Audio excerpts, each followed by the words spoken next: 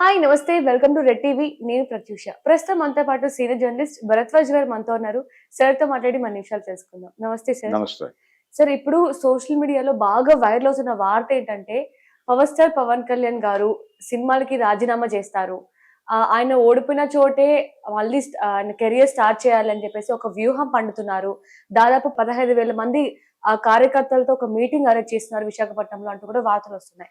ఇది ఎంతవరకు నిజమంటారు? అసలు దీని గురించి కొంచెం క్లుప్తంగా వివరిస్తారా? అంటే 3 రోజుల పాటు ఈ రోజు నుంచి మొదలవుతున్నాయి. 3 రోజుల పాటు వైజాగ్‌లో ఆయన పార్టీ నిర్మాణానికి సంబంధించిన విషయాలు మాట్లాడటానికి కార్యకర్తలతో మొదటి రోజు, తర్వాత రోజు పార్టీలో ఇంతకాలం డ్రైవ్ అవుతూ వస్తున్నటువంటి ముఖ్యమైనటువంటి కార్యకర్తలు వాళ్ళల్లో నుంచి ఎంపిక చేసినటువంటి ఒక 10 మందితో పార్టీని ఎలా ముందుకు తీసుకెళ్ళాలి అనే విషయానికి సంబంధించి మాట్లాడటం, తర్వాత రోజు కూడా ఇదే చర్చ కొనసాగుతుంది. అలాగే ఇప్పుడు కూటమి ప్రభుత్వం అనుసరిస్తున్నటువంటి ప్రజా సంక్షేమ కార్యక్రమాలు కావచ్చు, ఇతర యాక్టివిటీస్ కావచ్చు, కంపారిటివ్గా ఎలా ఉంది, ఎన్నికల హామీలకు సంబంధించి, అమలుకు సంబంధించి ప్రజలు ఏం మాట్లాడుకుంటున్నారు జనసేన గురించి, పబ్లిక్ రెస్పాన్స్ ఎలా ఉంది, నిర్మాణానికి సంబంధించినటువంటి ఇతర సమస్యలు, ప్రతి జిల్లాలోనూ ఒక బాడీ ఉండాలి, ప్రతి జిల్లాలోనూ ఒక కార్యాలయం ఉండాలి, ప్రతి జిల్లా కేంద్రంలోనూ ప్రతి ఒక్కరూ వచ్చి వాళ్ళ సమస్యలు చెప్పుకోవడానికి ఒక అవకాశం కల్పించాలి. ఈ అన్ని అంశాలకు సంబంధించిన విషయాలు మాట్లాడుతూ చివరి రోజు సాయంత్రం ఒక బహిరంగ సభలో ప్రజలను ఉద్దేశించి మాట్లాడి కంక్లూడ్ చేస్తారు. అంటే ఒక రకంగా పార్టీకి సంబంధించినటువంటి మహాసభగా దీన్ని చెప్పుకోవచ్చు. ఈ 3 రోజులు కూడా అంటే ఇప్పటి వరకు ఆ పార్టీ కొన్ని ప్రాంతాలకే పరిమితం అయి ఉంది. దాన్ని కొంచెం స్పాన్ పెంచాలి అనుకుంటున్నాడు ఆయన. స్పాన్ పెంచడం అంటే రాయలసీమ ప్రాంతాలలో అసలు ఆ పార్టీ ప్రెజెన్సే లేదు. ఆంధ్రాలో ఉన్నటువంటి కేవలం ఉత్తరాంధ్రకి పరిమితమై ఉంది. కోస్తా జిల్లాల్లో కొంతమేరకు పెర్ఫామ్ చేస్తోంది, కానీ రాయలసీమలో దాని ప్రెజెన్స్ లేదు. అందుకని అటువైపు ఎక్స్టెండ్ చేస్తూ, అలాగే నెల్లూరు, ప్రకాశం జిల్లాల్లో కూడా పార్టీని ఇంకొంచెం బలోపేతం చేయాలి, వీటి మీద దృష్టి పెట్టి ఈ సమావేశం జరుగుతోంది.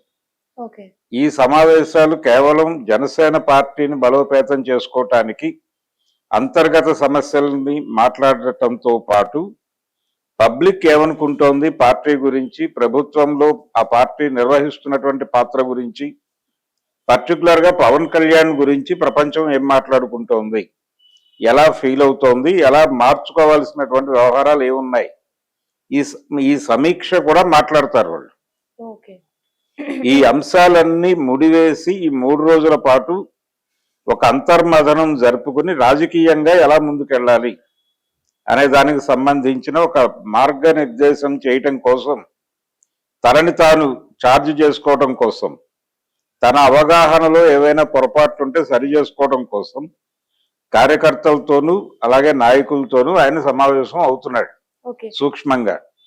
అయితే దీని మీద మీరంటున్న స్పెక్యులేషన్ ఉంది కదా, ఇప్పుడు మీరు మాట అన్నారుగా ఆయన సినిమాలకు రాజీనామా చేస్తున్నాడని. అవును, అంటే ఇప్పుడు మీరు చెప్తున్నాను బట్టి కూడా ఆయన ఉద్దేశం ప్రకారం ఆయన మొత్తం కూడా పాలిటిక్స్ కి ఆయన మొత్తం అంకితం అవ్వబోతున్నారని అర్థమవుతుంది.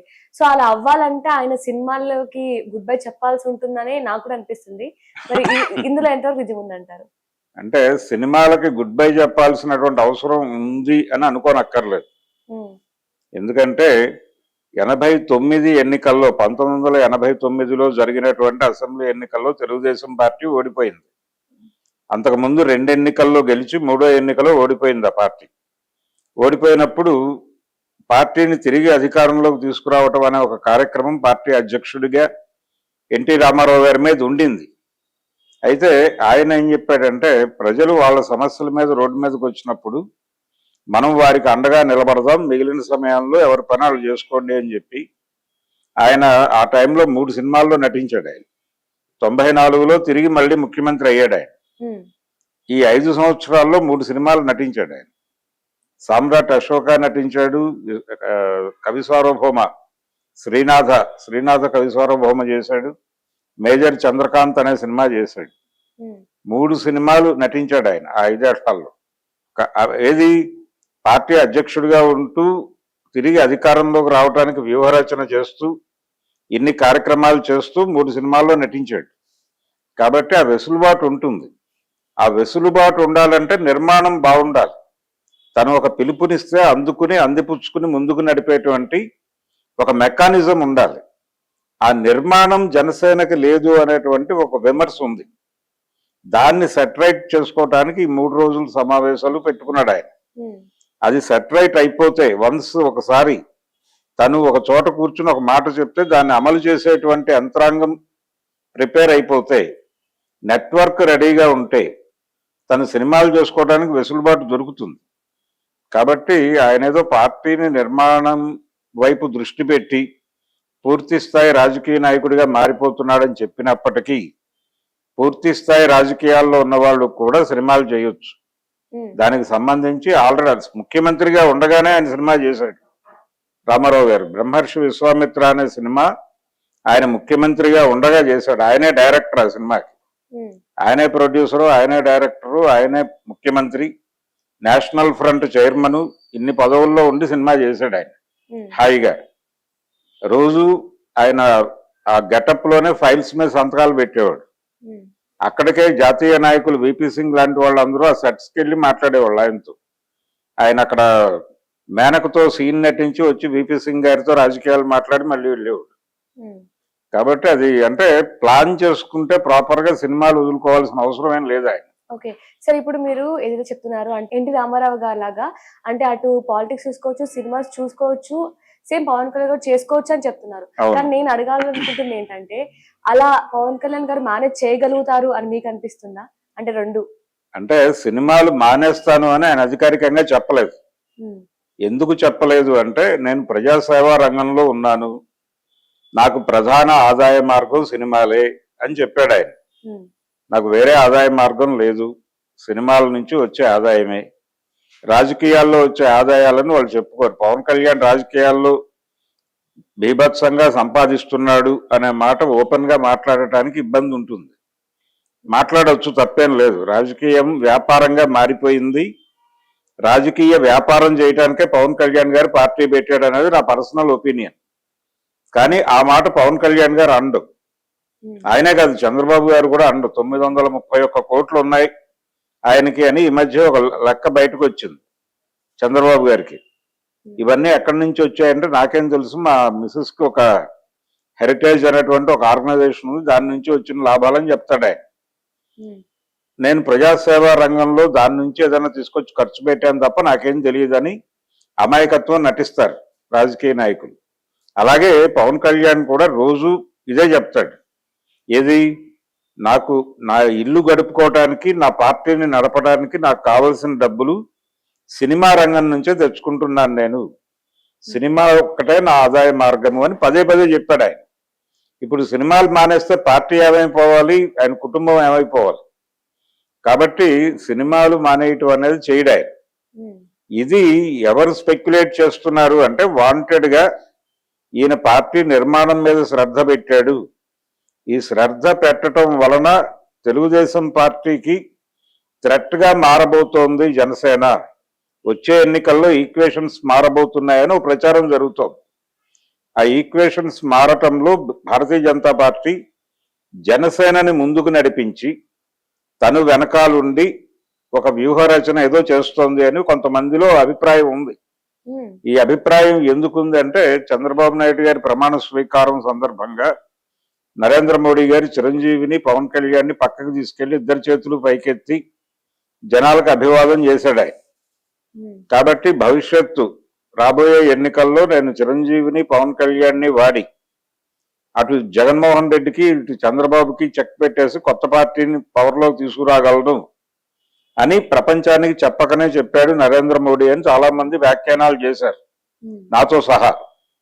కాబట్టి అందులో భాగంగానే ఇప్పుడు పవన్ కళ్యాణ్ ఈ పార్టీ నిర్మాణం మీద దృష్టి పెట్టడం, పర్టికులర్ గా రాయలసీమ వాక్యూమ్ పూడ్చుకోవాలి అనే ప్రయత్నం ఉంది దీనిలో. రాయలసీమ అలాగే ప్రకాశం నెల్లూరు జిల్లాల వాక్యూమ్ అవి సెటరైట్ చేసుకోవాలనే మూడ్ లో ఉన్నాడు ఆయన. ఎందుకు ఈ మూడ్ లో ఉన్నాడు, ఎందుకు పార్టీ నిర్మాణం మీద ఇంత శ్రద్ధ పెడుతున్నాడు, ఎందుకు సమీక్ష చేస్తున్నాడు, ఎందుకు నాయకులతో విడిగా సమావేశం అవుతున్నాడు అంటే ఈ మధ్య మంత్రులకు సంబంధించిన రేటింగ్స్ రిలీజ్ చేశాడు చంద్రబాబు. దానిలో పవన్ కళ్యాణ్ లేడు ఆ జాబితాలో. నాదెండ్ల మనోహర్ గారు ఉన్నాడు, కానీ పవన్ కళ్యాణ్ కనిపించలేదు. అంటే ముఖ్యమంత్రి ఉప ముఖ్యమంత్రి వీళ్ళిద్దరిని ఎక్స్క్లూడ్ చేసి మిగిలిన వాళ్ళకి రేటింగ్స్ ఇచ్చారు అనే అభిప్రాయం ఒకటి ఉంది. సరే, అది నిజం అనుకుందాం. వీళ్ళిద్దరిని ఎక్స్క్లూడ్ చేసి మిగిలిన వాళ్ళకి రేటింగ్స్ ఇచ్చారు, వీళ్ళు సూపర్ పెర్ఫార్మెన్స్ చేస్తున్నారు ఇద్దరు అని అనుకుంటే, మళ్ళీ ఇప్పుడు పార్టీ పెర్ఫార్మెన్స్ ఏమిటి అనేది జనం ఏమనుకుంటున్నారు అంటే, రాష్ట్రంలో ఒక పొలిటికల్ పార్టీగా ఏదో ఒక పార్టీతో ట్రావెల్ అవటం తప్ప ఇండిపెండెంట్ గా జనసేన ఏమిటి అనే క్వశ్చన్ కూడా ఉంది. అంటే మొదటి ఎన్నికల నుంచి 2014 నుంచి పొలిటికల్ ఏరియాలో పవన్ కళ్యాణ్ ప్రెజెన్స్ ఉంది. ఆయన 2014 ఎన్నికల్లో ప్రచారం చేశాడు, 19 ఎన్నికల్లో పోటీ చేశాడు. పోటీ చేసి ఒక్క సీటు గెలుచుకున్నాడు ఆయన.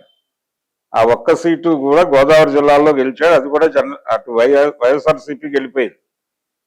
కాబట్టి ఇప్పుడు ఈయన అప్పుడు లెఫ్ట్ తో కలిసి పోటీ చేశాడు, అంతకుముందు బీజేపీ తెలుగుదేశానికి మద్దతు ఇచ్చాడు.